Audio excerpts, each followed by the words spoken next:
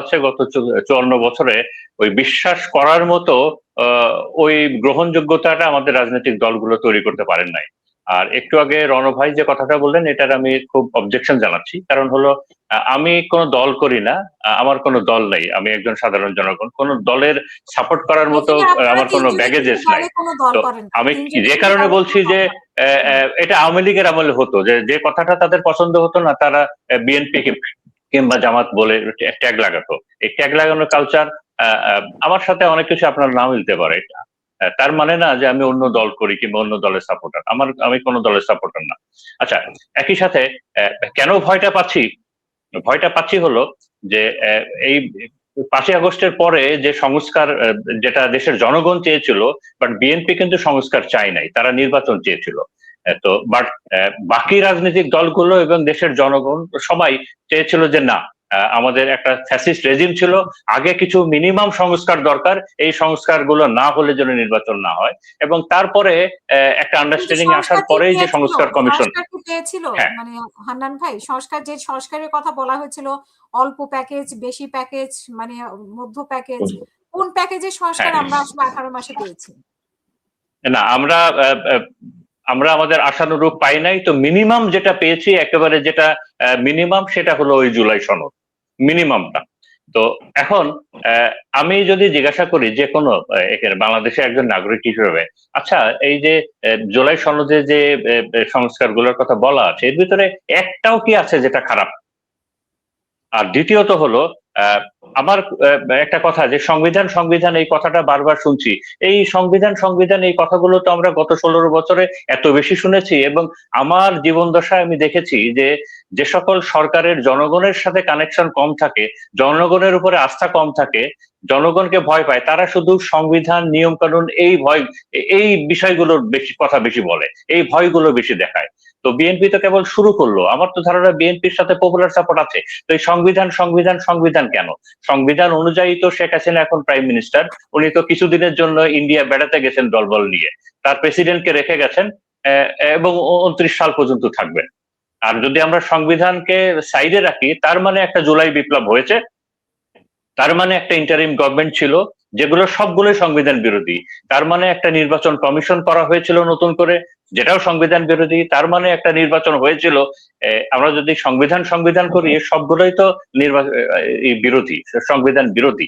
তো এ কারণেই বলছি যে জনগণের আকাঙ্ক্ষা, আমরা জনগণকে দেখি না কেন?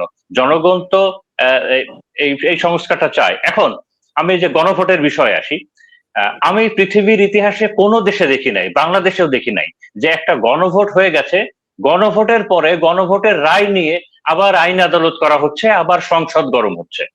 একটা গণভোট হয়ে গেছে, যে গণভোটে দেশের 70% জনগণ যেটাকে হ্যাঁ ভোট দিয়েছে, কোথাও নিয়ম কানুন না থাকলেও 70% মানুষ যেটাতে হ্যাঁ বলেছে, অ্যাপ্রুভ করেছে, ওইটাকে বাইপাস করার, ওইটাকে ইগনোর করার কি কোনো সুযোগ আছে?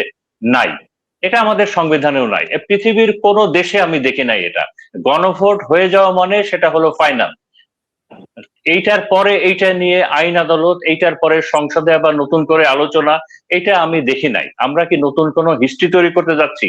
আর দ্বিতীয়ত হলো কি, যে আমি জনগণ হিসাবে বলছি যে এই বিএনপি যদি এই 2/3 মেজরিটি না পেত, সে কি এই কাজগুলো করতো না, যেটা আমার ধারণা। একই সাথে বিএনপি যদি সরকারে না যেত, তাহলে কি বিএনপি সরকারে যদি না যেত, তাহলে কি এই গণভোট নিয়ে এইভাবে এখন যেভাবে স্ট্যান্ডে নিয়েছে, এটা কি করতো? আমার ধারণা সেটাও করতো না।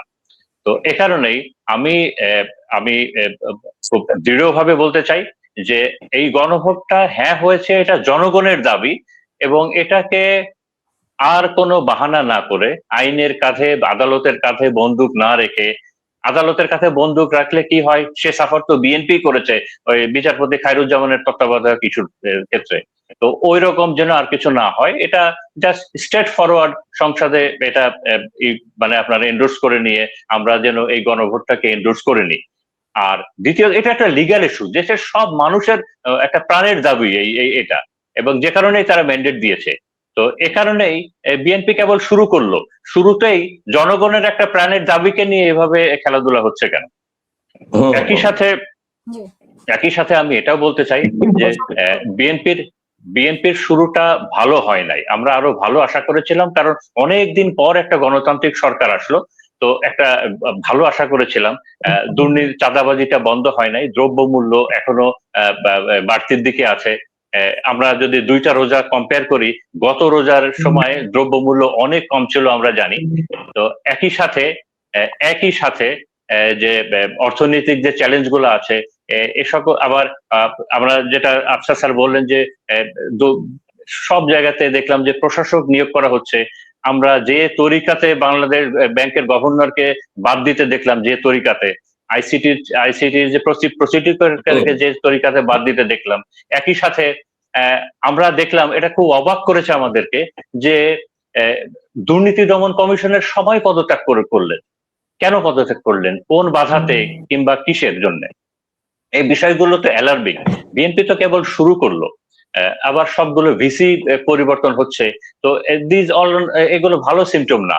এই 2/3 নিয়ে মেজরিটি নিয়ে বিএনপি 2001 সালে ক্ষমতায় এসেছিল, এবং বিএনপির ওই টেনিয়রটা গর্ব করার মতো না। বিএনপি যতবার ক্ষমতায় ছিল, যে ওয়ার্স্ট টেনিয়র ছিল হলো ওইটা। তো আমরা বিএনপির কাছে আমাদের আশা, এটা শহীদ প্রেসিডেন্ট জিয়াউর রহমানের দল, ম্যাডাম খালেদা জিয়ার দল।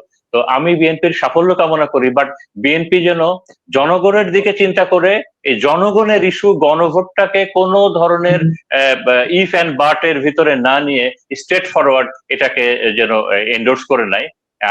আর একই সাথে সামনে যে বড় চ্যালেঞ্জ গুলো আছে, দুর্নীতি, বেকার সমস্যা কিংবা অন্যান্য, সেইগুলোতে মনোনিবেশ করে, সুশাসন, ইনসাফের শাসন, ন্যায় বিচার, এইগুলোতে মনোনিবেশ করে, জনগণের বিপক্ষে যেন না যায়। Thank you. অসংখ্য ধন্যবাদ।